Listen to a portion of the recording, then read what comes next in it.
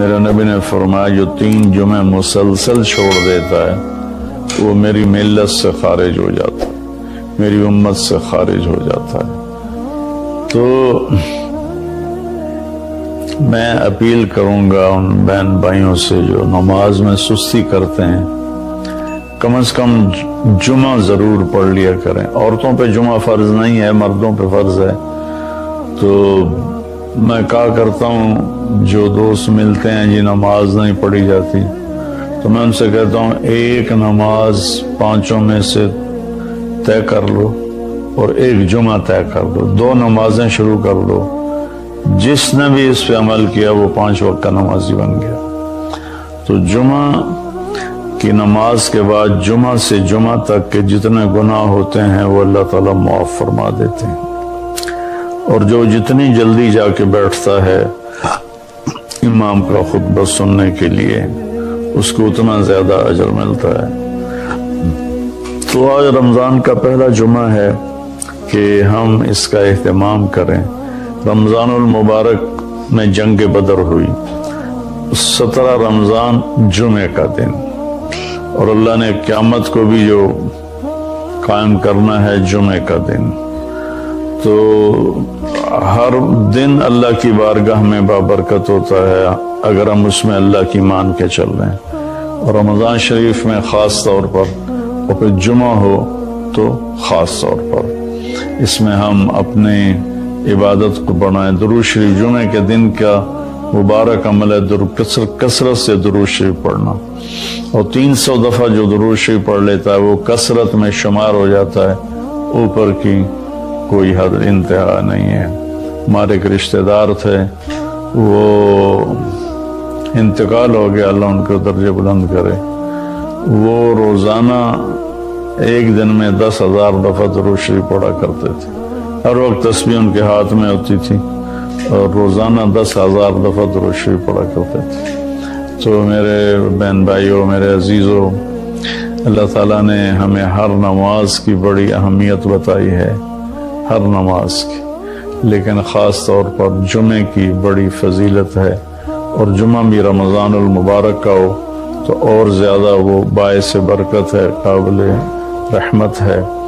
تو روزے کا بھی اہتمام ہو اور ساری نمازوں کا اہتمام فرمائیں، کوئی با جماعت پڑھنے کی کوشش کریں، کوئی جماعت سے رہ جائے تو پھر اس کو چھوڑیں نہیں، اسے ضرور پڑھ لیں، کہ نماز کی اللہ تعالیٰ نے جتنی تاکید قرآن میں کی ہے اور کسی کی اتنی تاکید نہیں کی۔ اور اللہ تعالیٰ نے 10 دفعہ اقیموا الصلاۃ، اقیموا الصلاۃ، اقیموا الصلاۃ وآتوا الزکاۃ، تو 10-12 دفعہ اللہ نے قرآن میں براہ راست حکم کیا اقیموا الصلاۃ وآتوا الزکاۃ۔ اور ادھر اللہ پاک کی رحمت کے دروازے کھلے ہوئے ہیں، اللہ کا عرش پہلے آسمان پر ہے، جنت کے دروازے کھل چکے ہیں، جہنم کے دروازے بند ہو چکے ہیں۔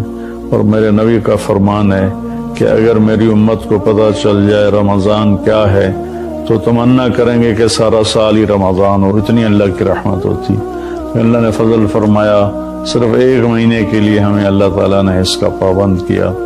تو میرے بھائی بہنوں، اس مہینے کو قیمتی بناؤ، کسی سے ہم لڑے ہوئے ہیں ہم صلح کر لیں، مرنے والے سے پوچھو کہ لڑائی کا کیا نقصان ہوتا ہے، مرنے والے سے پوچھو دنیا کی دوڑ کا کیا نقصان ہوتا ہے، مرنے والے سے پوچھو ماں باپ کی نافرمانی کا کیا انجام ہوتا ہے۔ امام بخاری رحمۃ اللہ علیہ نے ایک واقعہ نقل کیا ہے کہ ایک گاؤں میں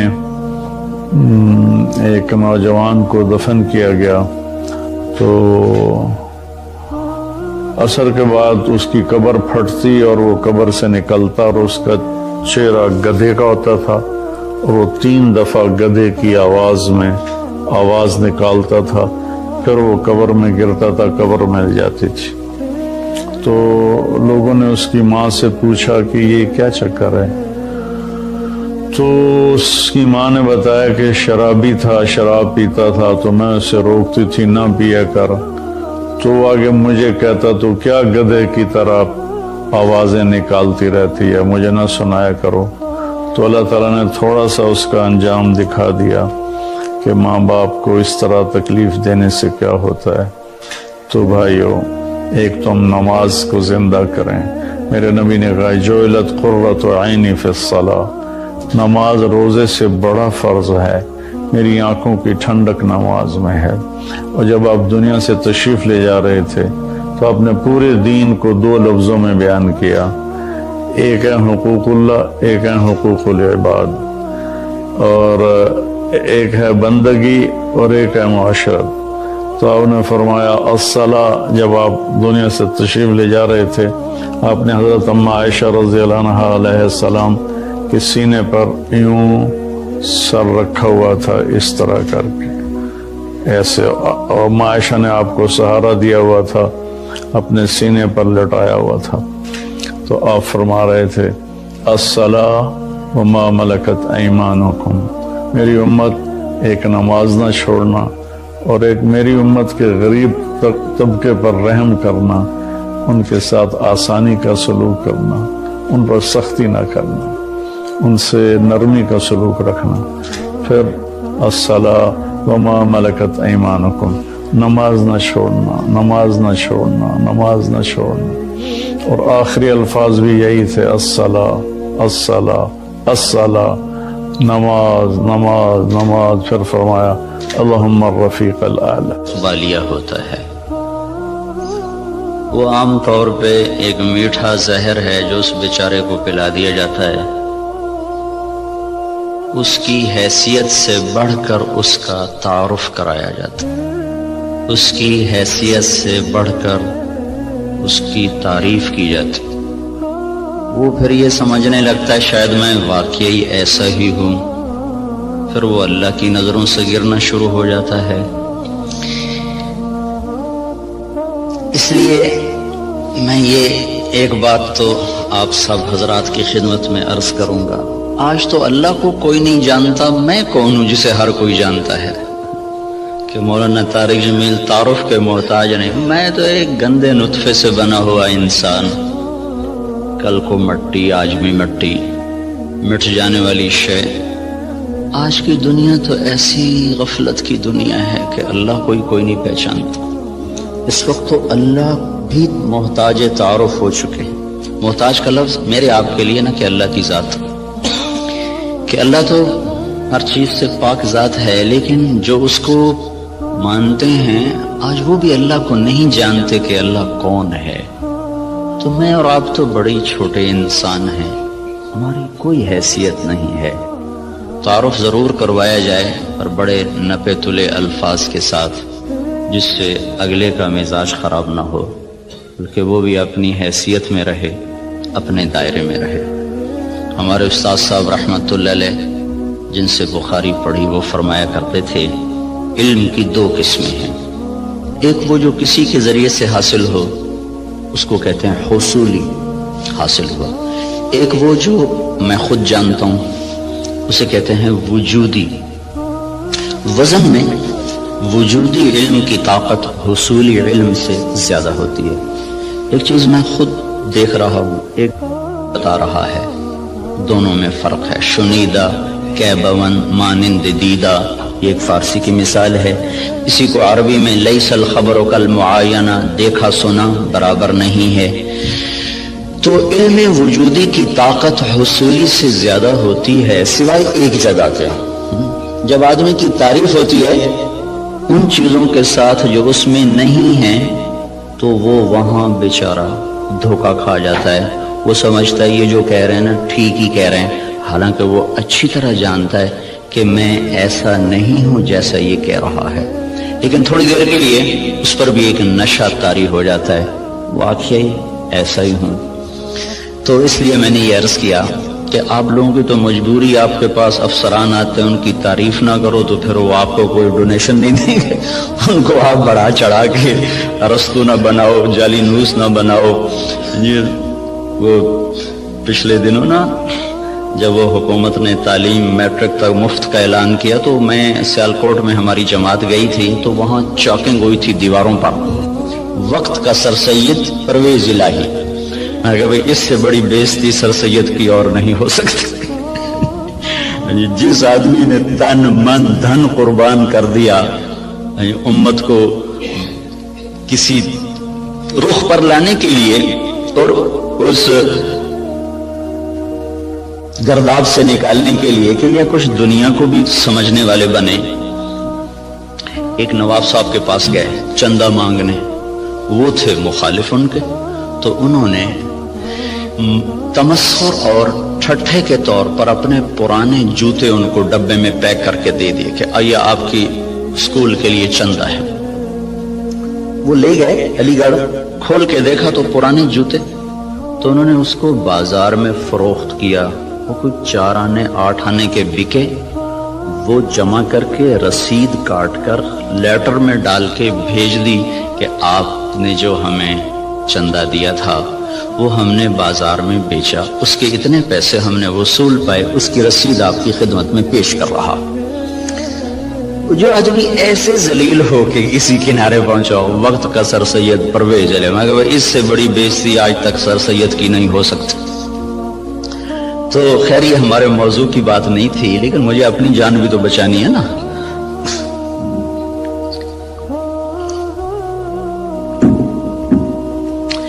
اللہ تبارک و تعالیٰ نے ہمیں ایک ذہن دیا ہے۔ اس وقت ذہن یہ ہے کہ ہم اپنی محنت کا کماتے ہیں، محنت کا کھاتے ہیں، جو کماتے ہیں جو مرضی کریں، یہ ایک ذہن جس کو ہم سرمایہ داری کا نظام کہتے ہیں۔ یہ 1925 میں ایک شخص پیدا ہوا تھا وہاں گلاسکو کا، اس نے یہ نظریہ دیا تھا، اس نے کتاب لکھی تھی دی ویلتھ آف نیشن، تو اس میں اس نے یہ نظریہ دیا تھا کہ آدمی کو کمانے میں آزاد ہونا چاہیے، جو جیسے مرضی کمائے، اس سے مال کی دوڑ لگے گی اور لوگوں کے پاس سرمایہ وافر ہو جائے گا۔ ایڈورڈ سمتھ اس کا نام تھا۔ اس کے مقابلے میں ایک نظریہ تھا جو کارل مارکس نے دیا کہ سب کچھ نیشن کا ہے، حکومت کا ہے، کسی کا کوئی حق کوئی نہیں، حکومت اس کو صحیح طور پر تقسیم کرے گی۔ یہ 2 غلط نظریے دنیا میں چلے، ایک ختم ہو گیا، ایک قریب المرگ ہے، ختم ہونے پر ہے۔ اسلام اس کے بیچ میں لاتا ہے، وَكَانَ بَيْنَ ذَلِكَ قَوَامًا، وہ درمیان میں لاتا ہے، وہ ملکیت اللہ کی ثابت کرتا ہے، نہ میری نہ حکومت کی۔ الملک للہ۔ ہمارے نبی جب صبح اٹھتے تھے نا تو آپ ایک دعا مانگا کر، صبح اٹھتے ہی اصبحنا وَأَصْبَحَ الْمُلْكُ لِلَّهِ وَالْكِبْرِيَاءُ وَالْعَظَمَةُ لِلَّهِ وَالْخَلْقُ وَالْأَمْرُ وَاللَّيْلُ وَالنَّهَارُ وَمَا سَكَنَ فِيهِمَا لِلَّهِ وَحْدَهُ اللهم اجعل أول هذا النهار صلاحا وأوسطه فلاحا وآخره نجاحا أسألك خير الدنيا والآخرة یا ارحم الراحمین۔ ہمارے نبی نے جو ہمیں دعائیں سکھائی ہیں وہ بھی معجزات نبوت میں سے ہیں کہ اتنے خوبصورت اسلوب میں اللہ سے بات کرنا اور مختصر کلمات میں سب کچھ مانگ لینا، یہ صرف نبی سکھا سکتا ہے اور کوئی نہیں سکھا سکتا۔ تو صبح اٹھتے ہی کیا اعتراف عبودیت ہے، عبدیت ہے، اصبحنا واصبح الملک للہ۔ میرے رب، ساری کائنات جس پر دن چڑھ رہا ہے وہ تیری ہی ہے، ساری عظمتیں، جلال و کبریا وہ تیرے لیے ہے، ساری مخلوق، سارا کچھ وہ تیرا ہی ہے، زمین آسمان جو اس کے درمیان ہے وہ سب کچھ تیرا ہے۔ جب سب کچھ تیرا ہے میں تیرا محتاج بن کر تجھ سے سوال کرتا ہوں، یا اللہ اس دن کا اول وہ فلاح بنا دے اور اس کے درمیان کو صلاح بنا دے، اس کے آخر کو نجات بنا دے۔ یہ تصور ہمیں اللہ کی طرف سے ملا ہے کہ جو کچھ میرے پاس ہے وہ بطور استحقاق نہیں، بطور امتحان ہے۔ یہ 2 لفظوں میں راستے جدا ہو جاتے ہیں۔ میرے پاس جو کچھ ہے بطور استحقاق نہیں، بطور امتحان ہے۔ جو کچھ ملا، جس کو ملا، دینے والا کوئی اور ہے اور دیا جا رہا ہے اس کے امتحان کے لیے، اور ان قریب یہ اس سے واپس لے لیا جائے گا اور پھر اس کو ایک بہت بڑی عدالت میں پیش کیا جائے گا، پھر وہاں اس کے اچھے اور برے اعمال کو تولا جائے گا، پھر اس پر یا ہمیشہ کے لیے جنت کا فیصلہ ہوگا یا ہمیشہ کے عذاب اور جہنم کا فیصلہ ہوگا۔ ہمیں یہ بنیاد دی گئی ہے، ہم اس پر اپنی زندگی کی عمارت کو تعمیر کرتے ہیں۔ وہ بادشاہ وقت بھی ہے، تو اگر وہ دین کو سمجھتا ہے تو وہ کبھی یہ دعویٰ نہیں کرے گا کہ ملک میرا ہے۔ یہ دعویٰ فرعونی ذہن کے لوگ کرتے ہیں، الیس لی ملک مصر وہذہ الانہار تجری من تحتی افلا تبصرون، مصر میرا ہے، نہریں میری ہیں، میں جو چاہے مرضی کروں۔ اس کے بدلے میں جس کو اللہ تعالیٰ ایمان کی دولت دیتا ہے وہ کہتا ہے ملک اللہ کا ہے، میں تو امانت دار ہوں، حکومت اللہ کی ہے، میں تو امانت دار ہوں، میں تو اس میں خیانت نہیں کر سکتا۔ عمر بن عبدالعزیز کے بچوں نے ماں سے کہا کپڑے چاہیے، عید آ رہی، انہوں نے خاوند سے کہا، اور عمر بن عبدالعزیز 3 بر اعظم پر حکمران ہیں، میں بیت المال ایسا بھرا کہ نہ بعد میں کبھی بھرا نہ پہلے کبھی بھرا۔ تو انہوں نے بیوی نے عرض کیا کہ بچے کپڑے مانگ رہے ہیں، تو انہوں نے فرمایا میرے پاس تو پیسے کوئی نہیں۔ اس سے پہلے خلفاء نے خزانے کو استعمال کیا جیسے چاہا، انہوں نے اپنا سمجھ لیا تھا، دھوکہ کھا گئے۔ ایک ایمان والا آیا، اللہ سے ڈرنے والا آیا، اس نے کہا الملک للہ، کہا فاطمہ یہ تو دولت میری نہیں ہے، یہ تو امانت ہے، میرے پاس پیسے نہیں، میں کپڑے کہاں سے لے کر دوں؟ بیوی نے کہا اگلے مہینے کی تنخواہ ایڈوانس لو، میں اس سے کپڑے سی لوں گی، روٹی کا خرچہ میں گھر بیٹھے مزدوری کر کے نکال لوں گی۔ چلنے گئے، ہاں یہ میں کر سکتا ہوں۔ تو انہوں نے اپنے خزانچی کو بلا کے فرمایا کہ ہمیں اگلے مہینے کا خرچہ، اگلے مہینے کی تنخواہ ہمیں ایڈوانس دے دی جائے۔ تو خزانچی نے کہا اب مجھے اگلا مہینہ زندہ رہنے کی ضمانت دے دے، میں آپ کو تنخواہ دے دیتا ہوں۔ تو وہ چپ کر کے واپس آ گئے اور اپنی بیوی سے کہا فاطمہ، یہ فاطمہ عبد الملک کی بیٹی ہے، یہ عورت دنیاوی نسبت کے لحاظ سے اس جیسی معزز خاتون دنیا میں آج تک نہیں آئی، آئندہ کوئی آئے جائے تو پتہ نہیں، آج تک دنیاوی نسبت کے لحاظ سے اس خاتون جیسی کوئی عورت نہیں پیدا ہوئی۔ اس کا دادا بادشاہ تھا، اس کا باپ عبد الملک بادشاہ تھا، اس کے 4 بھائی ولید، سلیمان، یزید، ہشام، چاروں بادشاہ بنے، اس کا خامد عمر بن عبدالعزیز وہ بادشاہ بنا۔ یہ عورت 7 نسبتوں سے شہزادی تھی، دادے سے لے کر باپ، 4 بھائی، خامد، ایسی نسبت کی عورت آج تک نہیں پیدا ہوئی۔ اسے فرمایا فاطمہ بچوں سے کہہ دو کہ تمہارا باپ کپڑے لے کے نہیں دے سکتا، الملک للہ، ملک اللہ کا ہے۔ جب عید ملنے کے لیے خاندان کے لوگ آئے، بنو امیہ بڑے زوردار لوگ گزرے، تو جب لوگ آئے تو خاندان کے لوگ آئے تو بچے بھی ملنے کے لیے آئے، تو ان کے وہی خستہ حال کپڑے تھے۔ تو عمر کہنے لگے بیٹو تمہیں آج صدمہ تو ہوگا کہ تمہارے باپ نے تمہیں کپڑے لے کر نہیں دیے، اور آج تم اوروں کے سامنے کھڑے ہونے میں کچھ سبکی محسوس کر رہے ہو۔ تو ان کے بیٹے نے کہا عبد الملک نے کہ نہیں ابا جان، آج ہم عزت محسوس کر رہے ہیں کہ ہمارے باپ نے خیانت نہیں کی، ہم آج عزت محسوس کر رہے ہیں، ہمارے باپ نے خیانت نہیں کی۔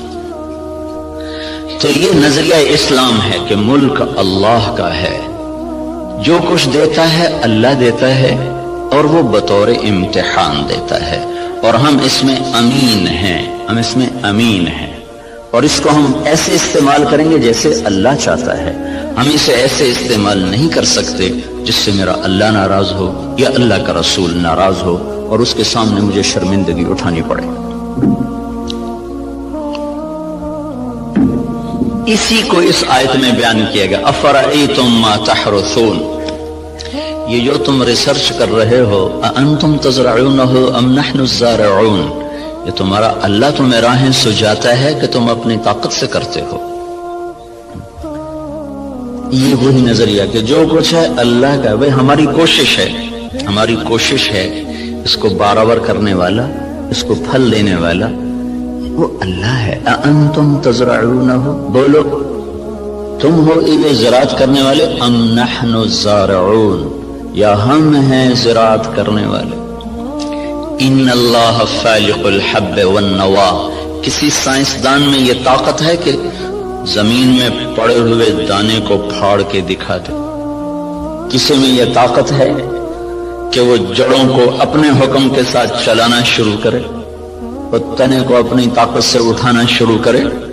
کسی میں یہ طاقت ہے کہ وہ زمین کی رگوں سے غذا کو سمیٹ کر درخت کو پہنچائے اور پھر اس کے اندر رنگ بھرے، اس کے اندر ذائقے بھرے، اس کے اندر مٹھاس بھرے اور اس کے اندر تاثیرات کو بھرے، اس کے اوپر چھلکے کو لائے، کسی کو کاشوں میں بھر دے، کسی کو دانوں میں بھر دے، کسی کو میں گٹھلی بنا دے، کسی کو میں مٹھاس ڈال دے، کسی میں کھٹاس ڈال دے؟ تو آسمان والا دعویٰ کر رہا ہے لو نشاء لجعلناہ حطاما، میں چاہوں تو تمہاری کھڑی کھیتیوں میں سے پھل کھینچ دوں اور کھڑی کو بھوسا بنا دوں، فظلتم تفکہون، بیٹھے باتیں کرتے رہ جاؤ۔ انا لمغرمون، ارے قرضے چڑھ گئے بھائی، بل نحن محرومون، بلکہ سب کچھ ہی گیا، مول ہی گیا۔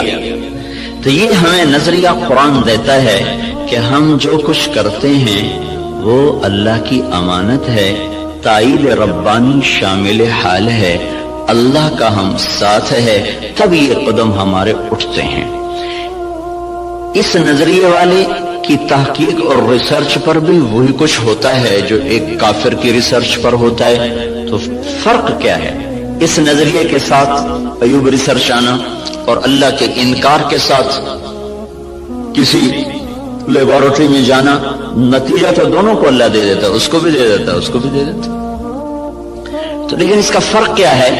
اس کا فرق پڑتا ہے عملی زندگی میں کہ جو آدمی اپنا سب کچھ کر کے چلتا ہے پھر وہ آزاد ہو کے چلتا ہے، وہ اپنی ترتیب زندگی میں نہ اللہ کو پہچانتا ہے نہ اس کے رسول کو پہچانتا ہے، اور جو اسے اللہ کی امانت سمجھ کے چلتا ہے اس کی ترجیحات تبدیل ہو جاتی، وہ اللہ اس کے رسول کو سامنے رکھ کر چلتا ہے اور وہ آخرت میں جواب دہ ہونے کے احساس سے چلتا ہے۔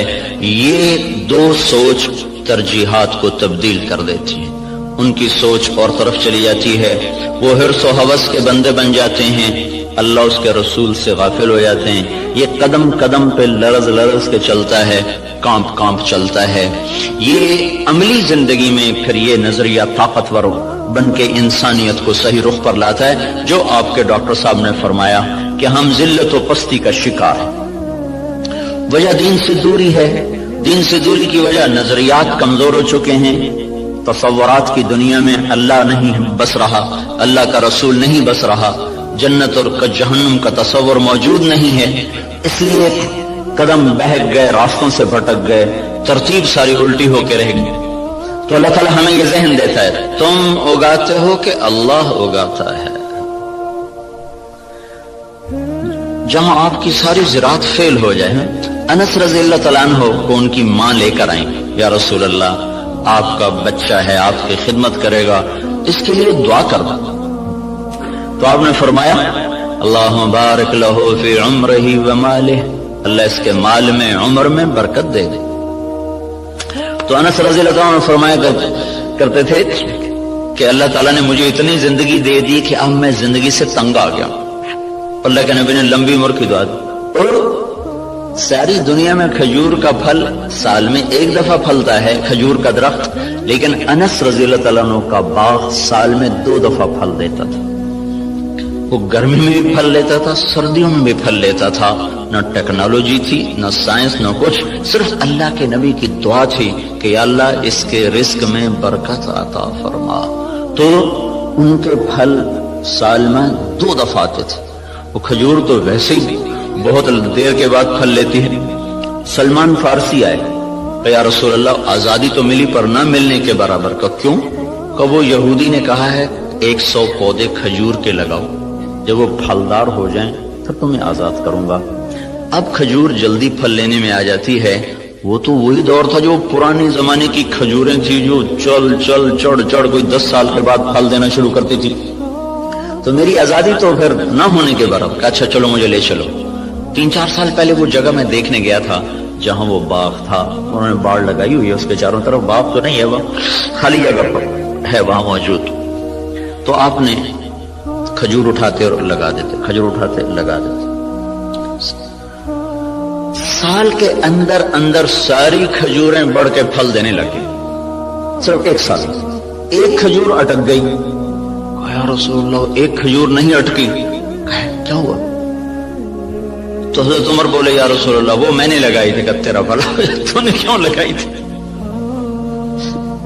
پھر آپ تشریف لے گئے, پھر آپ نے اپنے ہاتھ سے لگایا, سال کے اندر وہ پھلدار ہو گئی. اب یہاں ساری سائنس بھی فیل ہے, ٹیکنالوجی بھی فیل ہے. انتم تزرعونہ ام نحن الزارعون, تم اگاتے ہو کہ تمہارا اللہ اگاتا ہے, تم زراعت کرتے ہو کہ تمہارا اللہ کرتا ہے. زراعت کو پانی کے ساتھ جوڑا ہے تو اللہ تعالیٰ فرمایا افرأیتم الماء الذی تشربون انتم انزلتموہ من المزن ام نحن المنزلون, یہ پانی تم بارش کا برساتے ہو کہ تمہارا اللہ برساتا ہے. بارش نہ ہو تو آپ مجھ سے زیادہ جانتے ہیں کہ زمین کا پانی, دریاؤں کا پانی وہ تاثیر نہیں رکھتا جو اللہ نے بارش کے پانی میں تاثیر رکھی. زندگیوں کو زندگی مل جاتی ہے. وَتَرَى الْأَرْضَ حَامِدًا وَتَرَى الْأَرْضَ خَاشِعًا, 2 لفظ قرآن استعمال کرتا ہے. زمین کو دیکھو وہ ایسے پھٹی پڑی ہوتی ہے, حامدہ, اس کا ظاہر ختم ہو چکا ہوتا ہے. وَتَرَى الْأَرْضَ خَاشِعًا, اندر باہر سے زمین برباد ہوتی ہے. تو پھر ایک دم اللہ تعالیٰ آسمان سے پانی برساتا ہے. جب آسمان سے پانی اترتا ہے اہتزت وربت وانبتت من کل زوج بہیج, تو بارش سے زمین وجد میں آ جاتی ہے, رقص میں آ جاتی ہے. اہتزت جیسے خوشی سے لوگ جھومنے لگتے ہیں, ایسے جب تمہارا رب آسمان سے بارش برساتا ہے تو زمین خوشی سے جھومنے لگتی ہے کہ اللہ تعالیٰ اس میں وہ کچھ اتارتا ہے جو انسان کے بس میں نہیں ہے.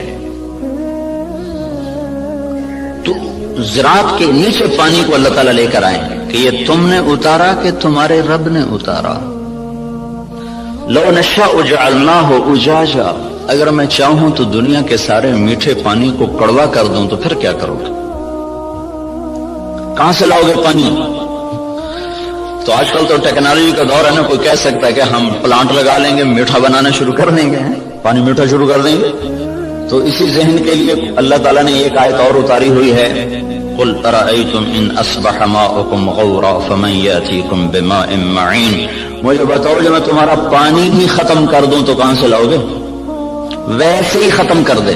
ان اصبح ماؤکم غورا, ایک قلعہ فتح نہیں ہو رہا تھا ملک شاہ کے زمانے میں,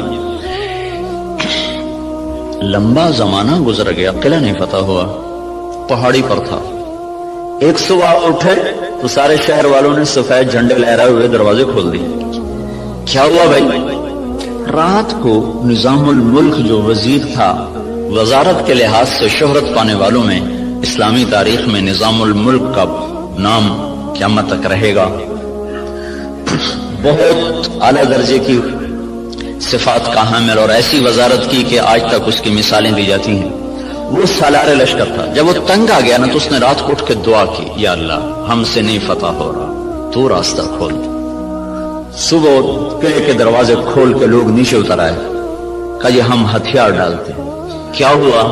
کہ رات میں سارے شہر کا پانی خشک ہو گیا, ایک قطرہ پانی کوئی نہیں, ایک بوند پانی کوئی نہیں. دھس ان اصبح ماؤکم غورا, پانی کو دھسا دوں, کہاں سے لاؤ گے؟ اور دھنسے کو نکال دیں. حدیبیہ پر جب پہنچے 1400 آدمی, کنواں خشک, وہ پانی ختم. وہ تو حادثہ پیش آ گیا کہ انہوں نے اندر جانے سے روک دیا, وہ تو مکے جانے کی تیاری کر آئے تھے, راستے میں روک دیے گئے, پانی ختم ہو گیا. تو یا رسول اللہ پانی ختم ہے, کیا کریں؟ تو آپ نے کہا کوئی تھوڑا بہت ہو تو لاؤ. تو ایک آدمی تھوڑا سا پانی لے کر آیا, تو آپ نے منہ میں ڈال کے خشک کنویں میں کلی کی, تو کنویں کا پانی ابلتا ہوا باہر اٹھتے اوپر تک آ گیا. خشک کو اٹھا دیا, کھڑے کو دھنسا دیا.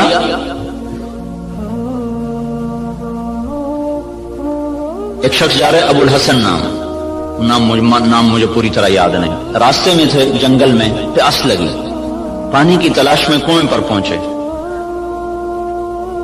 دیکھا تو پانی نیچے، تو انہوں نے اپنے موزے کو اتارا، جوتے کو اتارا، وہ لمبا جوتا ہوتا تھا، اس کو پگڑی سے باندھ کر نیچے لٹکایا تو پانی نیچے تھا، وہاں تک جوتا نہیں جا سکا، تب پریشان ہو کے بیٹھ گئے، اب کیا کروں، پیاس سے جان جا رہی۔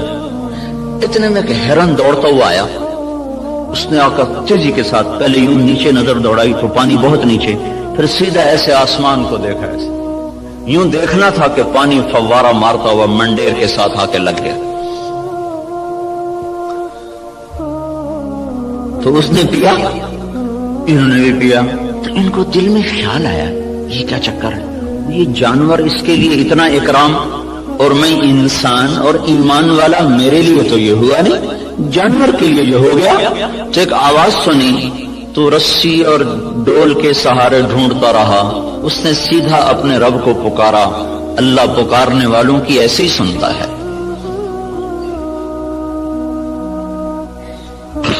تو یہ چیز ہمیں ایک راستہ دیتی ہے کہ ہمارے سوچ کے، تحقیق کے، ترتیب کے انداز اور ہیں۔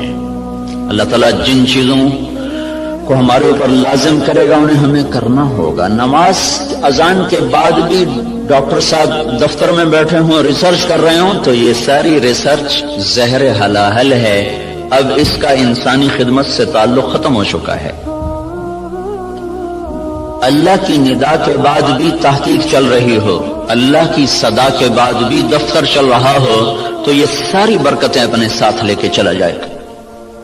اب ہمارے لیے حکم ہے بند اذان باہر دینے کا حکم ہے۔ مسجد کے اندر اذان دینا مکروہ ہے، باہر بلال رضی اللہ تعالیٰ عنہ مسجد کے ساتھ ایک کوٹھا تھا، ایک صحابی کا گھر تھا، اس کی چھت پہ چڑھ کے اذان دیا کرتے تھے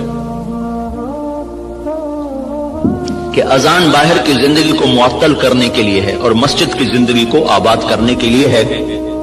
حی علی الصلاۃ کے بعد اب نہ کوئی دکاندار، نہ کوئی تاجر، نہ زمیندار، نہ کوئی مرد، نہ کوئی عورت، جو جہاں پر ہے اسے حکم ہے کہ ہاتھ اٹھا لے اور چلے اس رب کی طرف جو کہہ رہا ہے حی علی الصلاۃ، آؤ نماز کی طرف۔ یہاں کیا ملے گا؟ یہاں تو ہم بہت کچھ کام کر رہے ہیں، لوگوں کی خدمت کر رہے ہیں، ریسرچ کر رہے ہیں، یہاں کیا ملے گا؟ تو اس سوال کا جواب اگلے دو جملوں میں دیا گیا، حی علی الفلاح، آؤ یہیں سے کامیابی ملے گی۔ میں چند دن پہلے گیا تھا، ذرا یونیورسٹی وائن کو قصہ سنایا تھا، ابن سینا رحمت اللہ علیہ، وہ طب کی دنیا میں یعنی نبی کہلاتے ہیں کہ ان پر طب کا الہام ہوتا تھا۔ اس شخص کا بنایا ہوا نظام طب اور اس کے قوانین آج بھی معتبر اور مستند سمجھے جاتے ہیں۔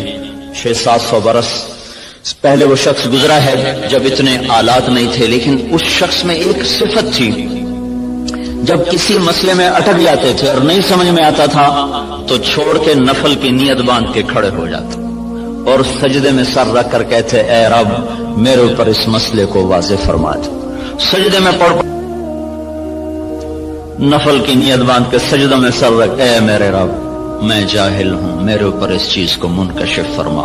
پھر 1 دفعہ 2 دفعہ 3 دفعہ کرتے کرتے کرتے کرتے مانگتے مانگتے کا وہ چیزیں ان پر کھلتی تھیں، اور ایسا وہ لوگوں کو فن دے کر گئے ہیں کہ آج بھی ان کے فن کو تسلیم کیا جاتا ہے، اتنی تحقیقات کے باوجود بھی۔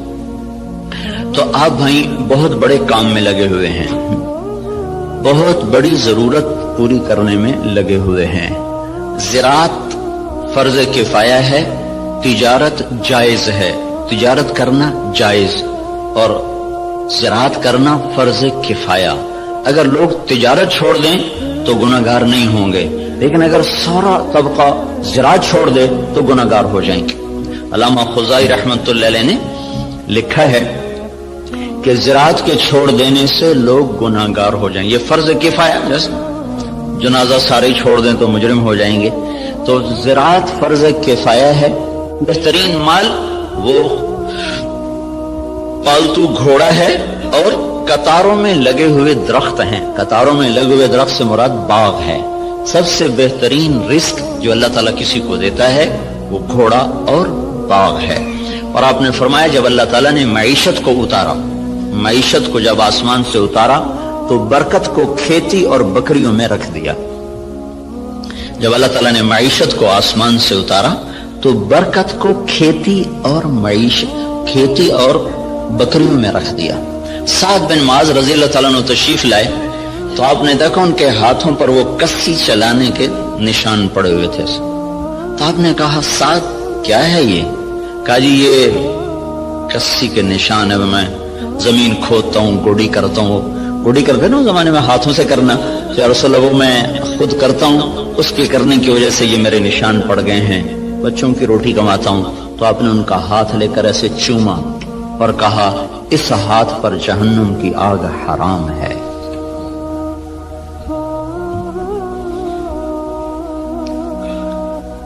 تو آپ ایک بہت بڑے شعبے سے منسلک ہیں جو، اور اللہ تعالیٰ کے محبوب صلی اللہ علیہ وسلم کو باغ بہت پسند ہے. آپ اکثر جا کر انصار مدینہ کے باغ میں بیٹھا کرتے تھے. معاویہ رضی اللہ تعالیٰ عنہ سے کسی نے پوچھا، ایک بدو سے پوچھا تجھے کون سا مال پسند ہے؟ کہنے لگا چشمہ ہو عین خوارہ وارض خرارہ، چشمہ ہو ابلتا ہوا، زمین ہو سرسبز، اور نعجۃ صفراء فی قطعۃ خضراء، یا بکریاں ہوں اور ساتھ سرسبز چراگاہ ہو، یا کھجوروں کا باغ ہو اور اس کی چھاؤں ہو. تو کہنے لگے اللہ کے بندے سونے چاندی کا تو نے ذکر ہی نہیں کیا. انہوں نے کہا امیر المومنین دفع کرو، یہ بھی کوئی چیز ہے، خرچ کرو تو ختم ہو جائیں، نہ کرو تو پتھر کی طرح پڑے رہیں. تو اللہ تعالیٰ کے محبوب صلی اللہ تعالی علیہ وسلم نے ان ہاتھوں کو چوما کہ ان پر جہنم کی آگ حرام ہے. اور معاویہ رضی اللہ تعالیٰ عنہ اتنی بڑی زراعت تھی کہ ان کے کھیت میں 5 لاکھ من گندم ہوتی تھی. جس زمانے میں یہ ایسی اقسام تیار نہیں ہوئی تھیں کہ جو ایکڑ میں 50 من ہو اور ایکڑ میں 60 من ہو. وہ پرانی ہم نے بھی تھوڑی سی رکھی ہوئی ہے باپ دادے کی 591، وہ بس ہم اپنے کھانے کے لیے 2 ایکڑ کاشت کر لیتے ہیں، 15-20 من 1 ایکڑ سے وہ ہوتی. یہ اقسام نہیں تھی اور اس کے باوجود 5 لاکھ من گندم ان کے فارم سے نکالی جاتی تھی. اور عمر رضی اللہ تعالیٰ عنہ جب خلیفہ بنے تو انہوں نے اپنے ساتھ تھوڑا بہت اپنا کام کرتے تھے، تو چلتے چلتے چلتے ان کی سالانہ جو آمدن تھی وہ 40,000 اونٹ تھے. 40,000 اونٹ عمر رضی اللہ تعالیٰ عنہ کے سارا سال وہ چراگاہوں میں چرتے رہتے تھے اور روزانہ 20 اونٹ ذبح کر کے مہمانوں کو کھلایا کرتے تھے. اور خود مہینے میں 1 دن گوشت کھاتے تھے، اپنی ذات کے لیے مہینے میں 1 دن گوشت، اور مہمانوں کے لیے روزانہ کا دستور تھا. 20 اونٹ روزانہ ذبح ہوتے تھے اور لوگوں کو کھلایا جاتا تھا. تو یہ تحقیق اور ریسرچ تو سب کچھ ہے اور بڑی جان بھی لگ رہی، اور خود ہم دیکھ رہے ہیں کہ ہماری 5 من کپاس ہوتی تھی، اب وہی 30 من ہو رہی ہے، 35 من تک چلی جاتی ہے. ہماری 15-20 من گندم ہوتی تھی، وہ 60 من تک خود میرے اپنی زمین میں نکلی ہے. اوسط کے لحاظ سے تو نہیں، لیکن 2, 4, 10 ایکڑ ایسے ہر دفعہ دیکھے کہ ان پہ 60 من تک گندم چلی گئی، 100 من تک مکی چلی گئی ہے. لیکن وہ جو ڈاکٹر صاحب نے بات کی تھی کہ ذلت تو ساتھ نہیں چھوڑ رہی، وہ تو اسی طرح چھائی ہوئی ہے. اتنی فراوانی کے باوجود ذلت سروں سے جائی نہیں رہی کہ اس کے لیے ایک اور نظام ہے، اس کے لیے اور اسباب ہیں. اس ریسرچ و تحقیق و تدقیق کے ساتھ ایک نظام اور ہے، وہ ہے اللہ اس کے رسول کی پسندیدہ ترتیب زندگی کو بھی سیکھنا اور اس کو بھی اپنی زندگی میں شامل کرنا اور اس کو لے کر ساری دنیا میں پھرنا. اس امت کا جو کام ہے وہ ساری دنیا کے انسانوں کو اللہ کا تعارف کروانا اور اللہ کے دین کی طرف بلانا ہے. وہ پہلو ہمارا بالکل خالی ہو گیا ہے. میں مکہ میں تھا تو مجھے ایک ملے، اس کے PhD تھے ارضیات کے. ایک جگہ کھانے پہ ان سے ملاقات، وہ مجھ سے کہنے لگے آپ کے پاکستان کی جو زمین ہے ساری دنیا میں ایسی زمین کسی ملک کے پاس نہیں ہے جو اللہ تعالیٰ نے قدرتی اس کے اندر صفات رکھی ہیں، دنیا کے کسی خطے میں یہ صفات موجود نہیں۔ میں نے کہا آپ کی بات درست ہے، لیکن ایک اور ہمیں وائرس لگ گیا ہے جس نے ہماری ہر شے کو برباد کر دیا ہے، وہ بددیانتی اور خیانت کا وائرس ہے جو جان نہیں چھوڑ رہا۔ امریکن سنڈی بھی مر گئی اور کپاس کے وائرس کا بھی علاج ہوگا۔ تو بیوٹی کپاس میں نے اس دفعہ 10 ایکڑ کاشت کی تجربے کے طور پر، جس پر سنڈی ویسے ہی نہیں آئی، وہ نہیں آئی، ہم نے 10 ایکڑ کاشت کیا تجربے کے طور پر، اس پر سارے سیزن میں کوئی سنڈی کا اٹیک نہیں ہوا سوائے لشکری سنڈی کے۔ تو وائرس کو بھی کنٹرول ہو گیا، سنڈیاں بھی کنٹرول ہو گئیں، لیکن یہ جو بددیانتی کا وائرس لگا ہے یہ مصیبت خانہ بڑھتا ہی جا رہا ہے، بڑھتا ہی جا رہا ہے۔ جب تک یہ اندر سے نہیں نکلے گا اللہ تعالیٰ کی نظروں سے ہم گرتے رہیں گے، گرتے رہیں گے، گرتے رہیں گے۔ کہ محبوب پاک صلی اللہ تعالی علیہ وسلم کا ارشاد ہے، اذا اتخذ الفیء دوبلا، جب میری امت میں